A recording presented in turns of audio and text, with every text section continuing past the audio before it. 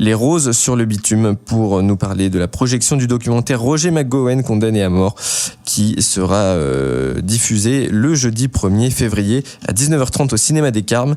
Alors moi je voulais revenir sur les circonstances du premier procès de Roger McGowan, puisqu'il en a connu plusieurs. C'était en 1987, donc 2 ans après son incarcération. Arrêtez-moi si je dis des bêtises. Oui. Alors, c'est des circonstances un peu particulières. Quand j'ai lu ça, j'ai un peu halluciné. C'est des circonstances complètement délirantes au final, puisque son avocat était sous.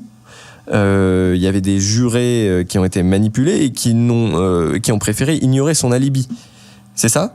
Voilà, en tout cas, c'est vrai qu'il n'a pas pu prétendre à une défense à la hauteur de ce qu'il aurait pu avoir, et que à l'époque, l'avocat n'a pas pu mettre en avant, pour que ce soit les alibis ou les différents témoignages de témoins qui auraient pu prouver son innocence, et de ce fait, en effet, il a été condamné à mort, quoi.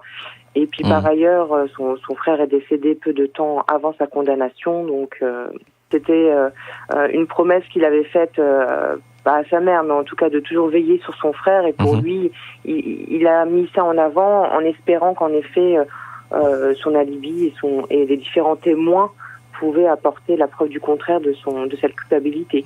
Et au final, ça n'a jamais eu lieu. En tout cas, grâce au comité de soutien, il a réussi à sortir quand même du couloir de la mort, ce qui est extrêmement rare.